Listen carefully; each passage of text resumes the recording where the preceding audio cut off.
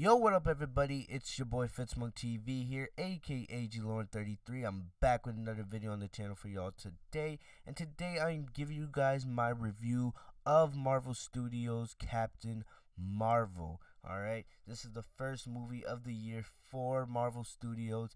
It's the last movie of Marvel Studios before the big movie, the biggest movie of the year, Avengers Endgame, which drops in about a month and a half. But here we have Captain Marvel, and I'm very mixed on this film. Alright, there's a lot that goes through my head when going into these Marvel movie, and I'm gonna say this. Alright, Captain Marvel was a good movie. It was a really good Marvel movie, but it's not up there with the best Marvel movies, like all the Avengers movies. It's not up there with Captain America Civil War or Captain America Winter Soldier or Iron Man 3 or the first Iron Man, in my opinion. This is a really good movie. All right, it's, for me, it's about middle of the pack, but a little more towards elite territory than lower. All right, it's not up there with the best Marvel movies, but it's a little bit better than neutral or average. All right. And the one major gripe I have with Captain Marvel is, and this more goes towards Brie Larson, and she did a great job with the character. All right, this is her first appearance in the Marvel Cinematic Universe, and I think she did a great job. And I just want you guys to know this video will have spoilers for the movie. All right, major spoilers. So if you haven't seen the movie yet, you're gonna want to click off this video and then come back later. But my one major gripe with Brie Larson is her character needs more personality. Alright, that's my gripe. She's kind of one-dimensional. There are parts in the film where she gets a little bit stale. Alright, and we gotta remember here, alright, the future of the Marvel Cinematic Universe is going to be led by Captain Marvel, led by Black Panther, led by Tom Holland's Spider-Man, and more as other characters get introduced down the line.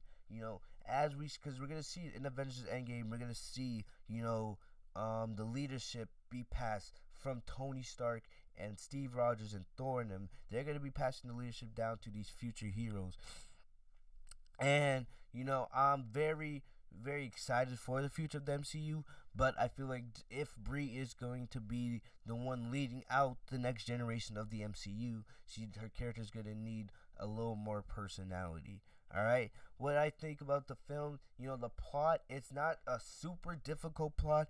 When the movie starts, alright, it can be a little bit confusing because there is a lot happening throughout the first 30 to 40 minutes as we were building it up. And if you haven't seen Marvel movies, all the other Marvel movies, before you get into Captain Marvel, there are a couple movies you're gonna at least want to see. You're probably gonna want to see the first Avengers movie. You're gonna want to see Infinity War. You're probably gonna want to see Captain America: The First Avenger. Basically, any movie that involves like the Tesseract. All right, you're basically gonna want to see that just to have a little bit of an idea what happens in Captain Marvel. But you don't necessarily need to see all the Marvel movies to see Captain Marvel. All right, if you're an OG Marvel person like I am, of course I've seen all the Marvel movies tons of times, so it makes more sense to me. But the first 30 to 40 minutes, you might struggle to figure out what's going on. It's just because there's a lot going on and they're introducing us to these new characters. But around after 40 minutes into the film, you can start connecting stuff, and everything from there really makes sense. The action in the movie is incredible, especially the last final battle. There's in the middle part of the movie, there's a scene made by Carol's best friend. I believe her name is Monica. I believe I might have said it might have been her mom, but I don't know. But in the middle of the film, Carol's best friend makes a speech, and from there it really feels like a Marvel movie. All right, from about halfway through the film, from there you can see where Marvel pulls out its formula, and from there it was just great. I really enjoyed the movie from about halfway on. I'm definitely gonna see it again, just so so I can see things that I didn't see the first time, and it makes more sense to me. Um, but really, I was joking around, but Captain Marvel is like a mix of Halo, Star Wars, and Dragon Ball all in one. Anybody that knows me knows how much of a Dragon Ball fan I am. It was kind of a mix because they had elements of all three of those famous TV shows. And Halo is a video game company, but or is a video game franchise, but it had elements of all those three medias, and it's all brought together in Captain Marvel. The final battle is really damn cool. And let's talk about that ending. The ending of the movie, I really loved it. It had a classic Marvel ending with the superhero, standing on top, showcasing their power, and then just fading out. Classic Marvel. And this part is a major spoiler. All right, we're gonna be talking about the first end credit scene because there's two end credit scenes, but the first one is the important one. All right, so basically it ties directly into Avengers Endgame. It's probably a scene from the movie itself. So basically, in the end, if you guys remember from the end of Infinity War, when Nick Fury drops his pager right as he's being dusted, he alerts Captain Marvel. Basically, at the end of Captain Marvel, we see Carol give Nick that pager, and basically she says, "Only use this in emergencies, and wherever I am, I will come to you as fast as I can." So basically, at the end of the movie, the first end credit scene, we have Steve Rogers, we have um, Black Widow, we have Rhodey, and we have Bruce Banner. They're all looking into that pager.